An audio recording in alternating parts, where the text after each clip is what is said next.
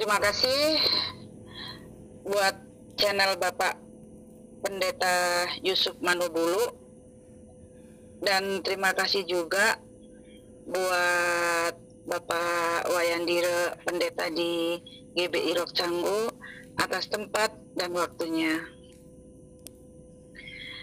Sebelum saya memberikan kesaksian hidup saya, kesaksian yang dimana saya akhirnya menerima Yesus, di sini saya sekali lagi saya mengucapkan banyak terima kasih yang dimana saya diberi kesempatan yang luar biasa untuk berbagi kesaksian di channel Bapak Pendeta Yusuf Manubulu. Sebelum saya melanjutkan, saya mau bercerita tentang histori hidup saya sebelumnya. Saya notabene dari keluarga asli keluarga Muslim, dan dimana bahkan keluarga saya menyandang semuanya haji. Itu dari kecil saya sudah Muslim. Bahkan kakek saya pun itu salah satu bisa dibilang orang, kalau di kampung itu orang ada nama, karena kan kalau di kampung itu kalau ada orang sakit atau apa istilahnya gitu, mereka lebih percaya ke doa dulu gitu, berarti ke Pak Kiai atau Pak Ustadz. Nah, kakek saya istilahnya punya pamor lah di kampung seperti itu. Dan di sini juga didikan saya bukan didikan asal mendidik aja. Saya dari kecil memang sudah dididik jadi Muslim yang sangat keras sekali, ketat, didikan keras. Setelah saya cucu pertama, saya anak pertama, jadi saya termasuk cucu paling disayang sama kakek saya istilahnya. Nah, saya dulu disekolahkan pun di basis Muslim. Saya dulu sekolah di pondok pesantren di Tasikmalaya. Itu pondok pesantren Suryalaya. Pondok untuk mengembalikan, istilahnya kalau yang anak-anak yang bisa dibilang sebenarnya saya sih udah langsung keluar kok. Pondok pesantren Suryalaya itu udah keluar semua. Di situ metodenya penyembuhan yang cacat mental, penyembuhan narkoba, sekalian untuk sekolah di mondok lah istilahnya seperti itu.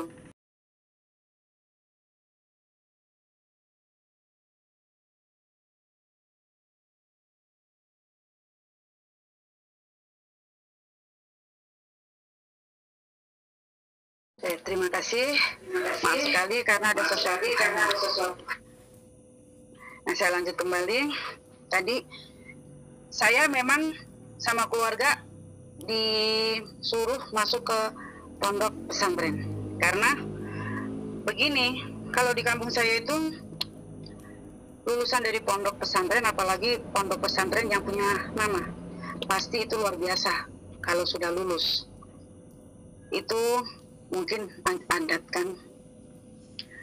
Saya dimasukkan ke pondok pesantren di Tasikmalaya, yang dimana pondok itu telah terkenal.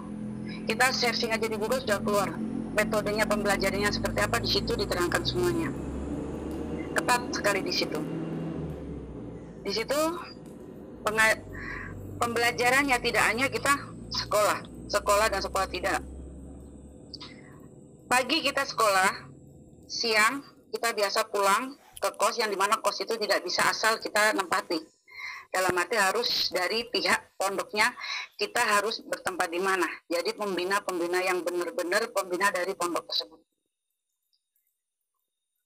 Kalau pembelajarannya memang seperti biasa, ada pembelajaran nasionalnya, tapi lebih dominan di pembelajaran Islam. Itu nanti kalau malam, ya, 1:30, itu kita dibangunkan sama pengurus untuk dilakukan mandi tobat. Nah, posisinya kita jongkok, yang mandikan tobat pembinanya. Setelah itu sholat. Sholat itu kalau di muslim itu dulu itu malam itu tahajud, sholat hajat, sholat tobat. Terus setelah sholat itu zikir. Zikir itu sampai nanti menjelang mau subuh. Setelah subuh itu sholat kembali, sholat subuh berjamaah. Nah, setelah selesai sholat subuh ya udah aktivitas kita kembali lagi seperti mandi, makan, terus kita berangkat sekolah, istilahnya seperti itu kan. Itu terus berlangsung gitu sampai hampir 3 tahun.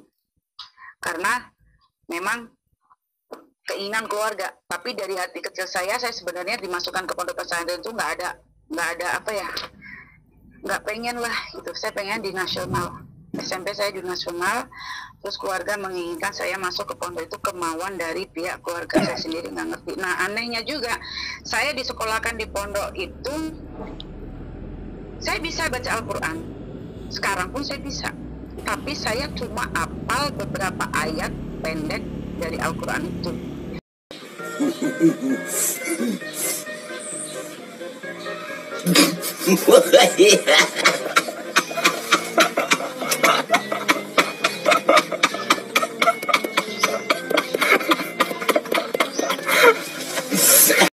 Karena saya waktu sekolah di pondokku saya memang nggak niat menghafalkan, karena saya nggak mau untuk sekolah di basis itu kan, karena berhubung ikut kemauan orang tua keluarga ya sudah saya ngikut aja.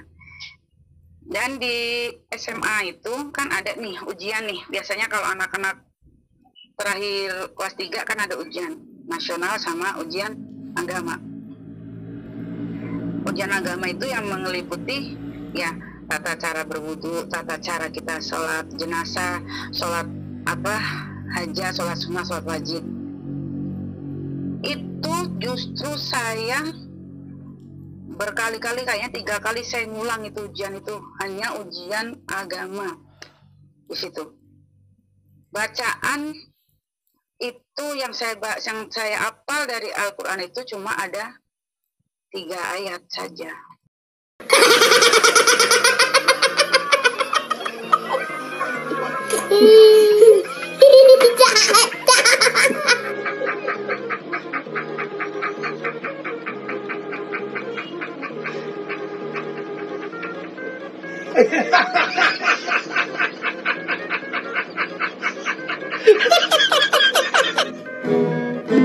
Lainnya tidak. Sedangkan yang diujikan itu tidak ada surat yang saya hafal. Dan saya sama sekali tidak pernah hafal. Sebenarnya bisa saya menghafalkan kalau kita niat, tapi kan saya tidak niat. Sekolah di pondok aja saya juga udah terpaksa. Jadi saya nggak ada niat menghafalkan memang. Sampai akhirnya saya lulus kan.